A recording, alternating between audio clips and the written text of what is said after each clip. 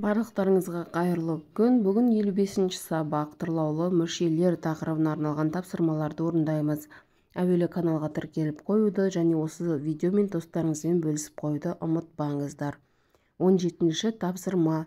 Оқыс сөйлемдерді сызбамен сәйкестендір. Қай сызба қай сөйлемге сәйкес келетінін түсіндір. Қарлығаштар ұшты. Жаңбыр жауды. Енді сызбамызға назар аударайық. Не қылды? Нелер және қайтты деген сұрақтармен берілген сызбалар тұр. Сызбалармен сәйкестендіру үшін ең бірінші сұрақ қоямыз. Ұшты, қайтты, баяндауыш, нелер, қарлығаштар. Яғни бұл екінші сызбамен сәйкес келеді. Жаңбыр жауды. Не қылды? Жауды. Не жаңбыр. Бұл сөйлемдегі сөздер қандай сұрақтарға жауап береді?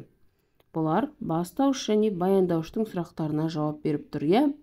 Яғни бастауыш пен баяндауыш сөйлемнің тұрлаулы мүшелері деп аталады. Не себепті біз сөйлем мүшелерін бұлай бөлеміз? Тұрлаулы және тұрлаусыз мүшелер деп. Тұрлаулы мүшелер, яғни бастауыш пен баяндауыш өздері тұрған кезде сөйлем құрай алады. Ал тұрлаусыз мүшелерге анықтауыш, толықтауыш, пысықтауыш жатады. Олар жеке тұрып, өзара бір-бірімен байланысса да, ешқандай сөйлем құрай алмайды. 18-ші тапсырма мәтінді түсініп оқиық. Отырар көне қала. Қаланың орны отырар төбе деп аталады. Бұл жерде қышытыстардың қалдықтары көп. Отырар қаласында ұлы ойшыл Әбу-Насыр әл-Фараби туған. Отырарда сәулетті сарайлар мен мешіттердің болғанын дәлелдейтін жәдігерлер көптеп кездеседі. Мәтінде қандай қала туралы айтылған? Мәтінде тарихи қаламыз Отырар қаласы туралы айтылған. Қарамен жазылған сөйлемнен тұрлаулы мүшелерді тап, сызықшаның қойылу себебін түсіндір. Отырар көне қала. Енді талдайық. Қала баяндауыш. Не деген сұраққа жауап береді? Не қала? Отырар бастауыш. Екеуі де зат есім және зат есімнің сұрағына жауап беріп тұрғандықтан не деген сұраққа араларына сызықша қоямыз. Бұлар міне сөйлемнің тұрлаулы мүшелері. 19-ші тапсырмада берілген ребусты шешейік. Қала сөзінен екі сөйлем құрап жаз. Ол сөз бірінде бастауыш, екіншісінде баяндауыш болсын. Ребуста отырар, қала деген сөз шығады. Мұқият қарайтын болсақ, енді сөйлем құрасақ, Астана бас қала, қала мүмкіндіктер мекені деген екі сөйлем құрауымызға болады. Яғни Астана бас қала деген кезде қала сөзіміз сөйлемнің соңында тұр, яғни ол баяндауыш болады. Ал екінші сөйлемде қала мүмкіндіктер мекені дегенде қала бастауыш болады. Енді осы бір сөз екі сөйлемде неге екі сөйлем мүшесінің қызметін атқарып тұр? Өйткені олар орналасуына қарай. Біріншісінде сөйлемнің соңында кездесіп тұр қала деген сөзіміз, ал екіншісінде сөйлемнің басында кездесіп тұр. Ал сөйлемнің соңында келген сөз қазақ тілінде әрдайым баяндауыш болатын тағы да естеріңізге саламын. 20-ші тапсырмада кім келіспейді ойыны? Ойынның шарты, ойын бастаушы төмендегі сөйлемдерді тақтаға жазып, оны тұрлаулы мүшелерге талдап беруді талап етеді. Талдауға шыққан оқушының пікіріне кім келіспейді деген сұрақ қояды. Келіспегендер өз пікірлерін дәлелдейді. Өз пікірінің дұрыстығын дәлелдеп, дұрыс талдаған оқушы ойын бастаушы болады. Бірінші сөйлеміміз Арман тәуелсіздік сарайына бармақшы. Апасы Түркістанда тұрады. Ол таңертең Баянауылға соқты. Біз Астананы араладық. Сөйлемдерді талдайтын болсақ, Арман тәуелсіздік сарайына бармақшы. Не істемекші? Бармақшы. Кім? Арман. Яғни бармақшымыз баяндауыш, Арман дегеніміз бастауыш болады. Апасы Түркістанда тұрады. Не істейді? Тұрады. Баяндауыш. Кім? Апасы бастауыш. Ол таңертең Баянауылға соқты. Не істеді? Соқты. Баяндауыш. Кім? Ол бастауыш. Біз Астананы араладық. Не істедік? Араладық. Баяндауыш. Кім? Біз бастауыш. Міне осылайынан тұрлаулы мүшелерді дұрыс сұрақ қою арқылы бірден тауып алуға болады. Сөйлемді талдау барысында ең бірінші баяндауышты табамыз. Баяндауыштан сұрақ қою арқылы бастауышты тауып аламыз. Сонда сөйлеміміз дұрыс талданатын болады. Бүгінгі сабаққа берілген тапсырмаларымыз осы. Сіздерге барлығы түсінікті болды деген ойдамын. Осы видеомен достарыңызбен бөлісіп қоюды ұмытпаңыздар. Келесі сабақта кездескенше сау болыңыздар. Сәлеметсіздер ме?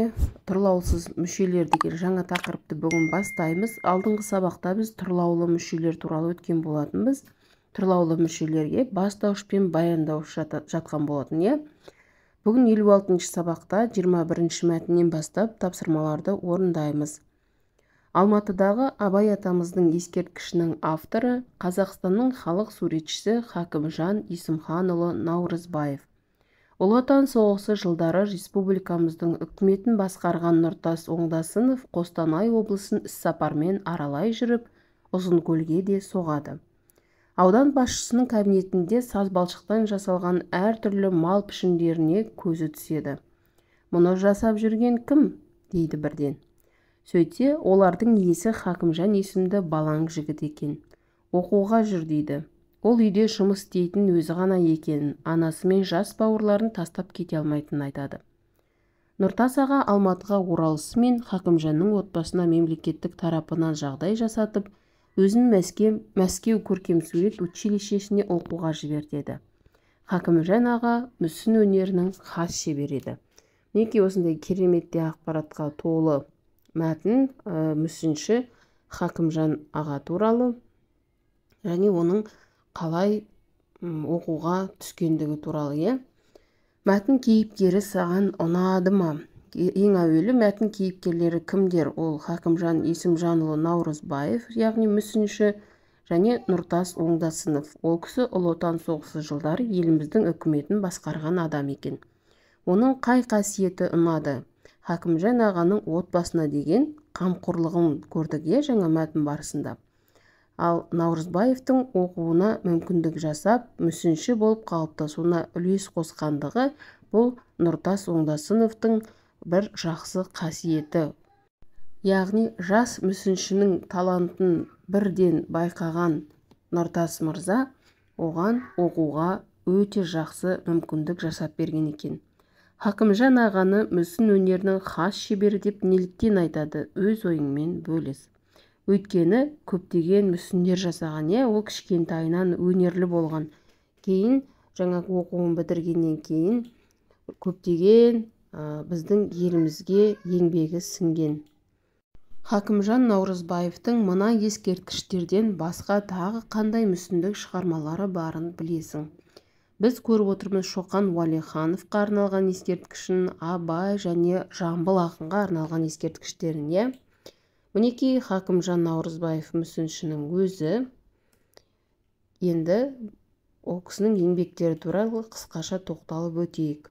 200-ден астам әр алуан ескерткіштер жасаған екен. Амангелді Имановқа, Қостанай облысы Амангелді ауданының орталығында орналасқан. Және бюсттер Құрманғазыға, Хакімжановаға, Қожамқұловқа, Сейфуллинға Қазақстан мемлекеттік өнер мұражайында орналасқан екен. Қаныш Сәтбаевқа Павлодар облысы Баянауыл ауданы Сәтбаев атындағы кеңшарда орналасқан. Және гипстан мүсіндік портреттер жасаған екен. Қарап тұрсақ, бір шама атақты танымал адамдарға ескерткіш тұрғызған екен. Қазақстанда мүсін өнерінің қалыптасу өркендеуіне зор үлес қосқан тұңғыш кәсіби мүсінші. 22-ші тапсырма: тиісті тыныс белгісін қойып, сөйлемдерді көшіріп жаз. Нұртас аға Ұзынкөлге келді. Нүкте қоямыз. Ол Хакімжанға көмектесті. Нүкте қоямыз. Оны Мәскеуге оқуға жібертті. Нүкте қоямыз. Қарамен берілген сөздерге сұрақ қояйық. Нұртас аға қайда келді? Ұзынкөлге. Ол кімге көмектесті? Хакімжанға. Оны қайда жібертті? Мәскеуге оқуға. Сөйлемдегі бастауыш, баяндауыштан басқа сөйлем мүшелерін тұрлаусыз мүшелер деп атаймыз. Олар қандай, кімге, неге, қашан, қайда, деген сияқты тағы басқа сұрақтарға жауап береді. Енді 23-ші тапсырмада суреттерге қарайық, астындағы сөйлемдерді оқимыз, яғни жоқ сөздердің орнын толықтырамыз. Тоқылдақ, тоқылдатты. Шағала, ұшты. Кеме, жүзді. Соңғы сөйлемде қандай сөз түсіп қалған, яғни жүзді деген баяндауышымыз түсіп қалған, я? Ол сөйлемнің қандай мүшесі, бастауыш па, баяндауыш па, баяндауыш деп жаңа ғана айттық. Осы сөйлемдерге тұрлаусыз мүше қосып жаз. Енді қарап отырсақ, бұлардың барлығы бастауыш пен баяндауыштан тұр, яғни тоқылдақ, тоқылдатты, шағала, ұшты, кеме, жүзді дегеніміз. Бұған басқа мүшелерді біз қосып сөйлем құрайтын болсақ, бірінші тоқылдақ ағаштарды тоқылдатты. Не істеді? Тоқылдатты баяндауыш, не тоқылдақ бастауыш, нелерді ағаштарды. Бұл міне тұрлаусыз мүше болады. Шағала қалықтап ұшты. Не істеді? Баяндауыш ұшты. Не ұшты? Шағала бастауыш. Қалай ұшты? Қалықтап ұшты. Бұл да міне тұрлаусыз мүше. Кеме толқынға қарсы жүзді. Не істеді? Жүзді. Не жүзді? Кеме бастауыш, жүзді дегеніміз баяндауыш, я? Қалай жүзді ол? Толқынға қарсы. Бұл міне тұрлаусыз мүше. Мінекей сөйлемдегі осындай бастауыш пен баяндауыштан басқа мүшелер тұрлаусыз мүшелер деп аталады. Бүгінгі сабаққа берілген тапсырмалар толықтай орындап болдық. Сіздерге барлығы түсінікті болды деген ойдамын. Келесі сабақта кездескенше сау болыңыздар.